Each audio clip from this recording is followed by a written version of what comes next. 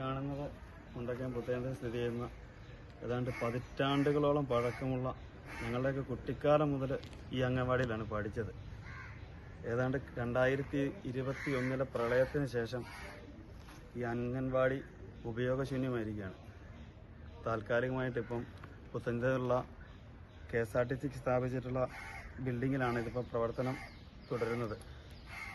യാതൊരു സേഫ്റ്റിയും ഇല്ലാതെ അവിടെ പ്രവർത്തിക്കുന്ന ഈ അംഗൻവാടി സോഷ്യൽ ഡെമോക്രാറ്റിക് പാർട്ടി ഓഫ് ഇന്ത്യ നിരവധി തവണ പഞ്ചായത്തിൻ്റെ ശ്രദ്ധയിൽപ്പെടുത്തി.